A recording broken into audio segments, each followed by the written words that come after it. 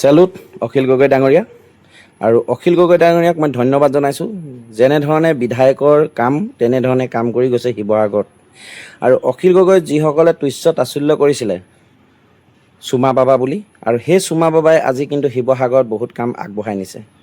আৰু মই কওঁ যে 126টা সমষ্টিতেই চুমা বাবা হ'ব লাগে, তেতিয়া কিন্তু অসমখন বহুত উন্নতি হ'ব। আজি দেখিবলৈ পাইছোঁ আমি যে অখিল গগৈ ডাঙৰীয়াক কৈ আছে চেণ্ডুল পিন্ধা মানুহ এজনে ইমান টকা ক'ত পাইছে। আৰে য'ত টকা পাওক, আপোনালোকৰতো টকা আছে, কিন্তু আপোনালোকৰ দিবলৈ সাহস আছে? আপোনালোকৰ কোম্পানী আছে, কোটি কোটি টকা আছে, 107 জন নে কেইজন বিধায়কৰ মন্ত্ৰীৰ 13 কোটি 10 কোটি 20 কোটি এনেকৈ টকা আছে। আপোনালোকে টকা 1 লাখ দিবলৈ সাহস আছে? টকা 1 লাখ আজি এতিয়ালৈকে বানপানীত আপোনালোকে সাহায্য কৰি পাইছে? চৰকাৰী পুঁজিহে আপোনালোকে দিছে। কিন্তু অখিল গগৈ ডাঙৰীয়াই য'ৰ পৰাই নহওক, তেওঁক কোনোবাই অনুদান দিছে, সাহায্য দিছে, কিন্তু তেওঁ আহি ৰাইজক কাম কৰিছে। আৰু তেওঁ যিদিনাখনৰ পৰা বানপানী হৈছে সেইদিনাখনৰ পৰাই শিৱসাগৰত কিন্তু সাঁতুৰি সাঁতুৰি মানুহৰ ঘৰ খবৰ লৈছিলে, সাঁতুৰি সাঁতুৰি মানুহৰ ঘৰত গৈ তেওঁ বস্তু যোগাৰ দিছে। আজি তেওঁ পইচা বিলাইছে। আৰে য'ৰ পৰা নাহক, এতিয়া বৰ্তমান মানুহখিনিক উদ্ধাৰ কৰিব লাগে। আৰু আপোনালোকে কৈ আছে আপোনালোকৰ নামটো পিছলৈ যোৱাৰ কাৰণে, আপোনালোকে কৈ আছে যে চেণ্ডুল পিন্ধা বিধায়ক তেওঁ কি ক'ৰ পৰা টকা পাইছে। আৰে চেণ্ডুল পিন্ধা বিধায়ক লৈ কথা নাই। বিধায়ক আপুনিওতো সৰুৰ পৰা কাপোৰ নিপিন্ধাকৈ প্ৰথম সৰুতে জন্ম হৈছিলে, তাৰপিছত আপুনি কাপোৰ পিন্ধিছে, চেণ্ডুল পিন্ধিছে। যেতিয়া জনসাধাৰণৰ মাজত প্ৰথম আপুনি যেতিয়া ৰাজনীতিত কৰিছিলে তেতিয়া আপুনি চেণ্ডুল পিন্ধিয়ে আহিছিলে চাগে। যেতিয়া আপোনাক গাদীত মানুহে দি দিলে, যেতিয়া আপোনাৰ শাসন দিলে, তেতিয়া আপুনি AC ৰুম পালেগৈ। কিন্তু আপোনালোকক AC ৰুমত বহিবৰ কাৰণে ৰাইজে তোলা নাছিলে, আপোনালোকক AC গাড়ীত তুলিবৰ কাৰণে ৰাইজে তোলা নাছিলে। আপোনালোকক তুলিছিলে জনসাধাৰণক কাম কৰিবৰ কাৰণে, জনসাধাৰণৰ ওচৰত থাকিবৰ কাৰণে। কিন্তু আপোনালোকে কি কৰিছে? আজি কেইবাটাও দিন হ'ল, প্ৰায় মই 10-15 দিন, আজিতো কেইবাটাও দিন হ'লেই, প্ৰায় 10-15 দিনমানলৈকে আপোনালোকে পাৰ্লিয়ামেণ্টখনতে বহি থাকিলে। পাৰ্লিয়ামেণ্টখন আপোনালোকে কি ইমানখিনি মানুহ মৰি গৈছে, ইমানখিনি মানুহ ডুবি আছে, আপোনালোকৰ বিধানসভাখন কি আপোনালোকে এসপ্তাহ পিছুৱাব নোৱাৰে? জানে যে অখিল গগৈ ডাঙৰীয়া এতিয়া নাই, আমি বিধানসভাত বিলকেইখন পাছ কৰিব পাৰিম। প্ৰায় শুনিবলৈ পাইছোঁ 6খনমান বিল আপোনালোকে পাছ কৰিছে।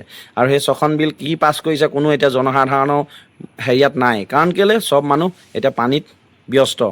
যদি আপোনালোকৰ আশাত মানুহ থাকিলেহেঁতেন আজি শিৱসাগৰত আৰু মানুহ মৃত্যু হ'লহেঁতেন। নাজিৰা সমষ্টিত, শিৱসাগৰ সমষ্টিত আৰু মানুহ মৃত্যু হ'লহেঁতেন।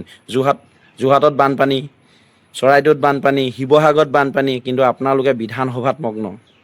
এজন বিধায়কে আহি এনেই ফুৰি গ'লেই নহ'ব যে আহি পানি যে আমি চাই আহিছোঁ, চাই আহিলেই নহ'ব। আপোনালোকৰ মানুহক কৈ হুকুম দি আহিছে, হুকুম দি গ'লে নহ'ব। আপোনালোকক তুলিছে ৰাইজে, আপোনালোক ইয়াত থাকিব লাগিব। কাৰণ আপোনালোক বিধানসভাত তাত মানে বিল পাছ কৰিবলৈ আপোনালোকে জোৰ জাৰ চলাই আছিলে। কাৰণ আপোনালোকে এসপ্তাহ বিধানসভাখন পিছুৱাব নোৱাৰে। ইমানখিনি মানুহ মৰি গৈছে, ইমানখিনি মানুহ আপোনালোকৰ হেৰি হৈ গৈছে, সেইখিনি আপোনালোকে হেৰি কৰিব নোৱাৰে। আপোনালোকৰ ওচৰত এতিয়া কিমান কোটি কোটি টকা আছে, আপোনালোকে কোনোবাই দিছে যে ইমানখিনি বস্তু মানে আমি মোৰ ফালৰ পৰা দিছোঁ বুলি কোনোবাই আগবঢ়াইছে? এজনে আমি দেখিবলৈ পাইছোঁ যে এইটো বিজেপিয়ে দিছে চাদৰ মেখেলা এযোৰ চিলাই ল'ব। সেই চাদৰ মেখেলাযোৰ ক'ত চিলাব? তেওঁক কি বিহুত পিন্ধিবলৈ দিছে? মানুহে এতিয়া কাপোৰ নাই, কাপোৰ নোহোৱাৰ কাৰণেহে পিন্ধিবলৈ দিব লৈছে। আপোনালোকে চিলাই দিব নোৱাৰে। তেওঁ কি নিচিলোৱাকৈ পিন্ধিব? চিলাই ল'ব। মেচিন ক'ত পাব বোকাখনত? নিজে ভাত বনাবলৈ কেৰাহী নাই, উটি গ'ল, তেনেকুৱা মানুহক আপোনালোকে চাদৰ মেখেলা দিছে চিলাই নিদি। তেওঁক পিন্ধিব কেনেকৈ? এই কথাবিলাক চিন্তা কৰি ক'ব। আপোনালোকে ভাবিছে যে অখিল গগৈ ডাঙৰীয়াক ৰাইজে বহুত ওপৰলৈ তুলি দিছে। আৰে ওপৰলৈ নহয়, আপোনালোককো দিব। আপোনালোকে কাম কৰক, আপোনালোককো দিব। আপোনালোকো সেই লেভেলতে থাকিব।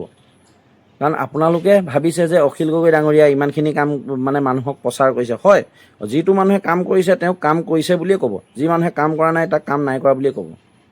কাৰণ আপুনি টকা আনিব পৰা নাই। আপোনালোকে আজি হিমন্ত বিশ্ব শৰ্মা ডাঙৰীয়াই কৈছিলে চেণ্ডুল পিন্ধা বিধায়কৰ কেনেকৈ টকা ক'ত পাইছে, পীযুষ হাজৰিকা ডাঙৰীয়াই কৈছিলে ক'ত পাইছে। আৰে য'ত পাওক, এতিয়া বিপদৰ টাইমত মানুহে সহায় কৰিছে। আৰু সেই সহায় মানুহে কিমান অন্তৰত এটা সকাহ পাইছে মানে কি ক'ম, মানে যিখন মানে আমি দৃশ্য দেখি আহিছোঁ। আপুনি ভাবিছে নেকি? আমাৰ ইয়াতো মোৰ ঘৰত পানী হৈছিলে, বানপানী, মোৰ অৱস্থা বেয়া হৈ গৈছে। মোৰ ফাৰ্ম কেনেকৈ মই কাম হেৰি কৰোঁ, বস্তু উলিয়াওঁ, মই সেইটো ধান্দাত লাগি গৈছিলোঁ। মোৰ ঘৰত বানপানী হোৱা স্বত্তেও কিন্তু আমি লাখ টকা কোটি টকা দিব নোৱাৰোঁ, কিন্তু আমি 1000 টকা হ'লেও আমি নাজিৰাত আৰু তিতাবৰত বান সাহাৰ্য দি আহিছোঁ মোৰ নিজৰ টকাৰে।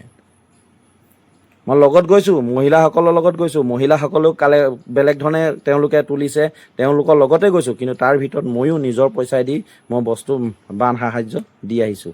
সেইটো সাহস লাগিব। টকা হ'লেই নহ'ব, মানুহৰ নিজৰ সাহস এটা লাগিব মানুহক দিবলৈ।